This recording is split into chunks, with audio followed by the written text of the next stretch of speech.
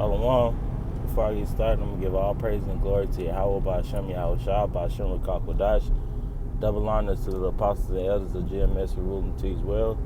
And peace and safety to the Akim that's around the four corners of the world that's pushing out this truth, giving all diligence and putting their lives on the line to do so. This is Brother Karas's out here at the GMS Atlanta camp.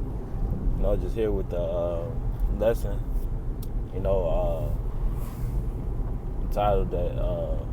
that missiles are in the scriptures.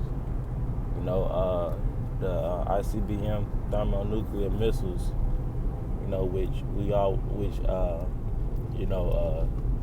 through the spirit and power of Yahweh Bashim Yahweh Shai, starting with the apostles and elders on down, we warn the people, that missiles will, be shot over here to America, and America will be destroyed, and it's coming straight from the scriptures, and this lesson is just to prove that missiles is in the scriptures, but without further ado, I'm going to get Ephesians chapter 6 and verse 10. It says, "Finally, my brethren, be strong in the Lord and in the power of his might.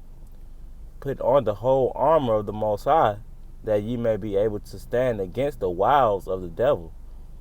So it's our, job, to put on the armor of the Most High, which is the protection, and how you do that, is by,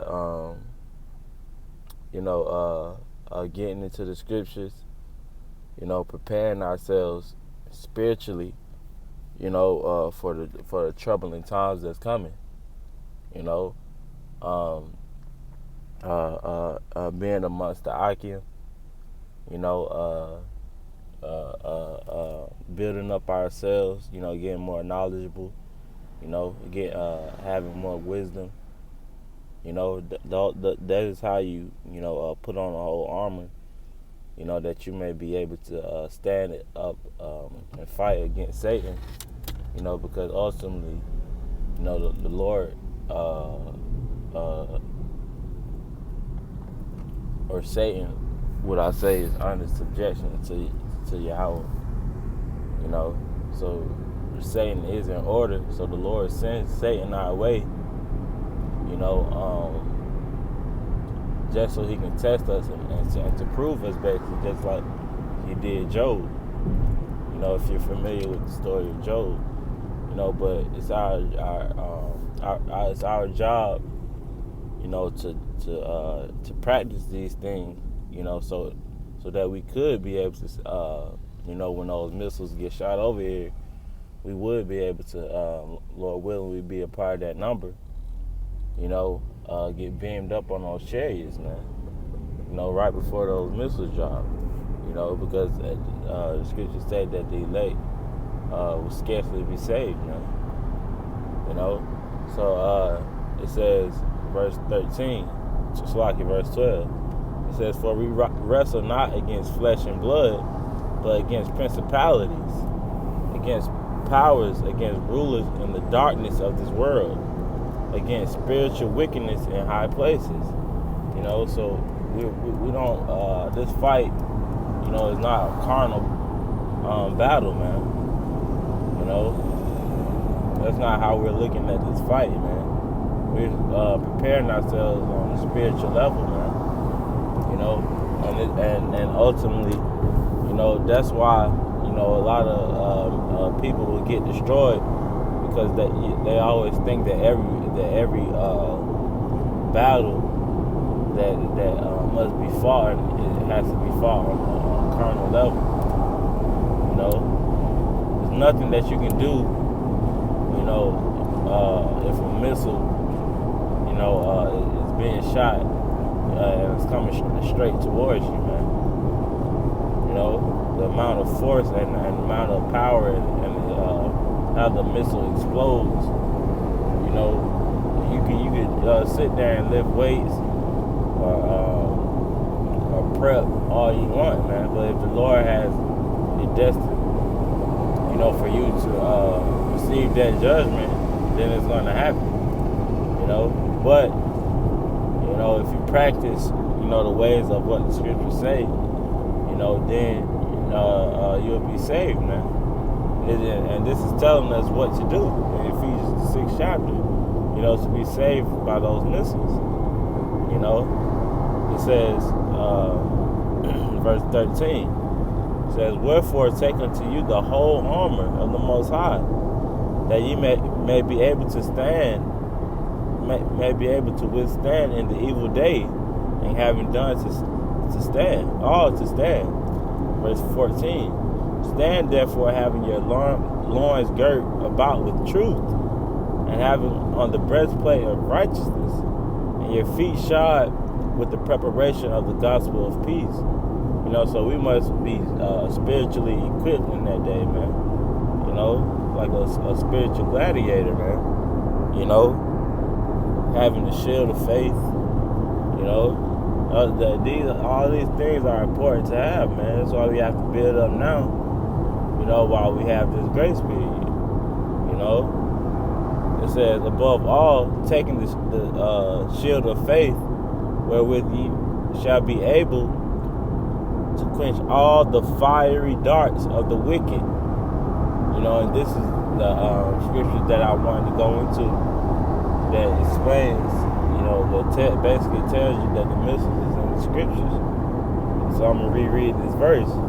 It says, "Above all, taking the shield of faith, wherewith ye shall be able to quench all the fiery darts of the wicked." So let's look into that word. Darts.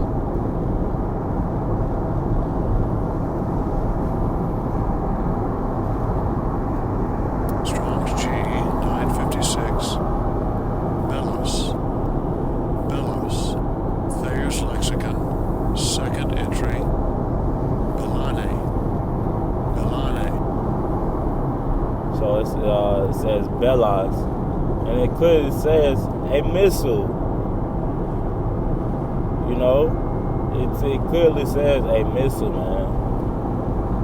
So you can't say that missiles is not in the scriptures, man. It ain't gonna be, arrows is not gonna be getting shot over to America, man. It's gonna be actual missiles, man. That's why you see in the current event news nowadays, the missiles are being prepared, man, because missiles going to be shot over here and over into other places from the United States. Clearly says the fiery darts is speaking of missiles, man. So we got to prepare ourselves, for the evil days to come, man. Because even before the missiles come, it's going to be Jacob's trouble. The famine, pestilence, the race wars, the riots,